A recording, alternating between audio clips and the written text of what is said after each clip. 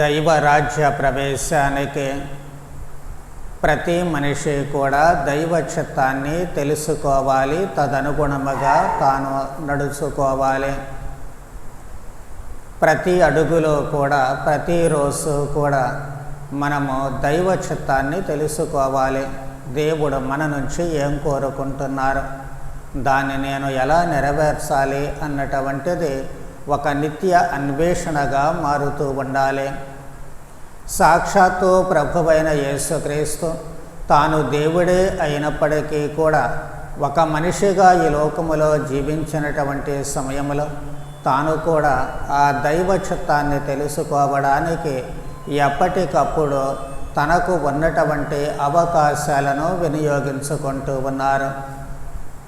తన చుట్టూ జరిగేటువంటి సంఘటనలను అవగాహన చేసుకొని వాటిని ఆకళింపు చేసుకొని తద్వారా దేవుడు తన నుంచి ఏమి కోరుతున్నారు, దేవుని చిత్తము తనలో ఏమిటి అనేది అర్థం చేసుకొని తదనుగుణముగా పనులు చేస్తూ ఉన్నారు. ఈ అంశమే మనం ఇప్పుడు చదువుకున్నటువంటి ఈ కననీయ స్త్రీ తన కుమార్తె యొక్క ఆరోగ్యము కుదుటబడడానికి ప్రభువును సమీపించి అడిగినటువంటి విషయము తెలియజేస్తూ ఉంటుంది. ఆమె ప్రభువు వద్దకు వచ్చినప్పుడు దావీదు కుమార నన్ను కరుణించు అన్నటువంటిది కాదు, కానీ ఆమె తనపై దయ చూపమంటుంది. తనకు ప్రభువు యొక్క దయ కావాలి. ఎందుకు అంటే నా కుమార్తె దయ్యము పట్టి మిక్కిలి బాధపడుచున్నది అని మొరపెట్టుకొనెను.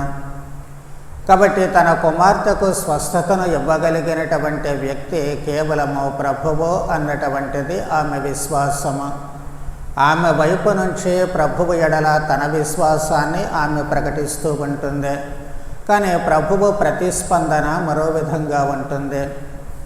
మొదట ఏమో ఆమెను పట్టించుకోలేదు.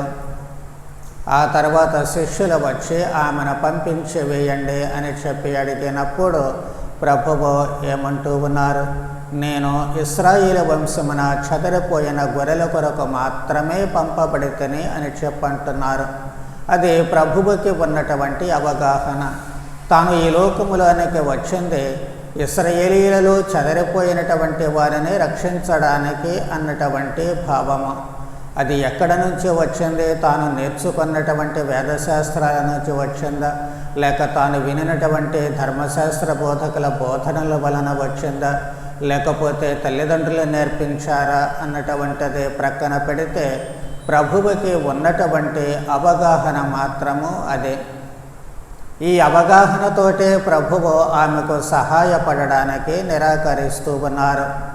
అందుకే ఎప్పుడైతే ప్రభువు ఆ మాట చెబుతూ ఉన్నారో ఆమె ప్రభువు పాదాలపై పడి అడుగుతూ ఉంటుంది, అవును ప్రభు, తనకు సహాయపడమని అడిగినప్పుడు ప్రభువు ఏమంటున్నారు, బిడ్డల రొట్టెలను కుక్క పిల్లలకు వేయతగదు అని సమాధానమిచ్చాను.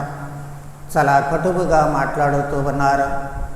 అంటే ఆమె కననీయ స్త్రీ, ఇశ్రాయేలీయుల స్త్రీ కాదు కాబట్టి ఆమె కుక్కలతో సమానముగా పోలుస్తూ ఉన్నారు.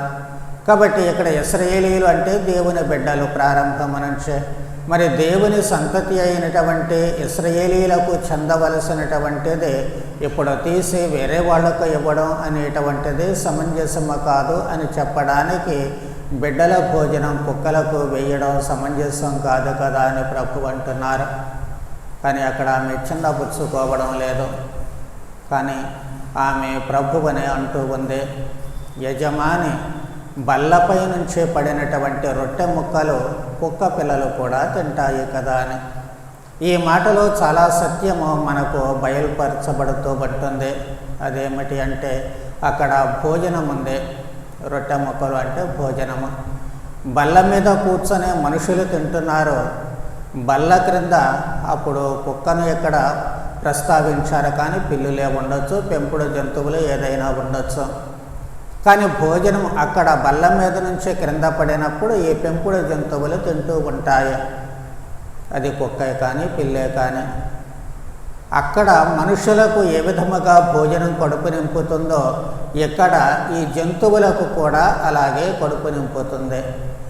అబ్బాయి వీళ్ళ మనుషులు కాబట్టి వీళ్ళ కడుపు నింపుతాను, ఇవి జంతువులు కాబట్టి వీళ్ళ కడుపు నింపను అని అక్కడ భోజనం ఎప్పుడూ కూడా అనుకోదు. ఎవరు తిన్నా దాని పని ఏమిటి అంటే వారికి ఆకలి తీర్చటము, వారి కడుపు నింపడము. అందుకోసమే ఆమె ఆ మాట చెబుతూ ఉంటుంది. మరి ఇక్కడ ప్రభువు దగ్గర శక్తి ఉంది. ఆయన సాక్షాత్తు దైవ కుమారుడు కాబట్టి దైవ మహిమ ఉంది. ఆ మహిమ ద్వారా ప్రభువు ఇక్కడ ప్రజలకు లేక మనిషికి అవసరమైనటువంటి స్వస్థత ఇస్తూ ఉన్నారు. అది తనకు అవసరము కాబట్టి ఈ కననీయ స్త్రీ తాను ఇక్కడ ఇశ్రాయేలీల స్త్రీయా కననీయ స్త్రీయా అనేటువంటిది ఆమెకు ముఖ్యం కాదు. తాను ఎవరైనప్పటికీ ప్రభువు నుంచి వచ్చేటువంటి ఆ శక్తి మనిషి అనేటువంటి ప్రతి వారికి ఉపయోగపడుతూ ఉంటుంది. మనిషి అనేటువంటి ప్రతి వారికి స్వస్థతను ఇస్తూ ఉంటుంది. కాబట్టి నా కుమార్తె ఎందుకు స్వస్థత పొందకూడదు? కాబట్టి ఒకవేళ కుక్కలతో పోల్చినా జంతువులతో పోల్చినా ఎవరితో పోల్చినప్పటికీ తన అవసరం ఏమిటి అంటే ఆ శక్తి, దివ్య శక్తి. అందుకే ఆమె ఆ మాటలు చెబుతూ ఉంటుంది. అప్పుడు ప్రభువుకి అసలైనటువంటి దైవ చిత్తము ఏమిటి, దేవుడు ఏం కోరుకుంటున్నాడు, తన తండ్రి యొక్క ఉద్దేశ్యము ఏమిటి అనేటువంటిది అవగాహనకు వస్తూ ఉంటుంది. అవసరమైనటువంటిది ఏమిటి? విశ్వాసము, ప్రభువు ఎడల నమ్మిక. అది ఉంటే చాలు. వాళ్ళు ఇశ్రాయేలీలైనా కాని వాళ్ళైనా సరే దేవుని యొక్క మహిమ వారికి లభిస్తుంది, దైవ సహాయం లభిస్తూ ఉంటుంది. ఈ రోజున మనం అనేక పుణ్యక్షేత్రాలను చూస్తూ ఉన్నాము. అక్కడకు కేవలము కథోలికులు లేక క్రైస్తవులు మాత్రమే వస్తున్నారా అంటే వాస్తవానికి కాదు. అనేక మంది వస్తూ ఉన్నారు. వివిధ రకాలైనటువంటి జాతుల వాళ్ళు వస్తున్నారు, వివిధ రకాల కులాల వాళ్ళు వస్తూ ఉన్నారు, వివిధ భాషల వాళ్ళు వస్తూ ఉన్నారు. మరి వీళ్ళందరికీ కూడా అక్కడ స్వస్థత కలుగుతుంది. వాళ్ళు కోరుకున్నటువంటి కోరికలు నెరవేరుస్తూ ఉన్నాయి. ఎందుకు నెరవేరుతున్నాయి అంటే కేవలము వాళ్ళు మనుషులు కాబట్టి వాళ్ళలో ఉన్నటువంటి విశ్వాసము, నమ్మకము, ఆ నమ్మకాన్ని బట్టి వారికి కలుగుతూ ఉంటుంది. కాబట్టి దైవ చిత్తము ఏమిటి? ఎవరికైతే విశ్వాసం ఉంటుందో, ఎవరికైతే తన ఎడల నమ్మకం ఉంటుందో అలాంటి వారందరికీ కూడా తన వరానుగ్రహాలు చెందుతూ ఉంటాయి. అందుకే ప్రభువు ఏం చెబుతూ ఉన్నారు? అమ్మ, నీ విశ్వాసము మెచ్చదగినది, నీ కోరిక నెరవేరనగాక అని చెప్పి అంటూ ఉన్నారు. కాబట్టి మనలో విశ్వాసము, ఆ విశ్వాసం అనేటువంటిది ఎప్పుడూ కూడా సడలిపోకూడదు. దేవుని ఎడల ప్రగాఢమైనటువంటి విశ్వాసాన్ని కలిగి ఉన్నట్లయితే మన అవసరాలలో దైవ సహాయము తప్పకుండా లభిస్తూ ఉంటుంది. ఆ కననీయ స్త్రీ తనను ఏమన్నా పట్టించుకోలేదో దేవుని వద్ద నుంచి తనకు వరానుగ్రహాలు రావాలి అంతే.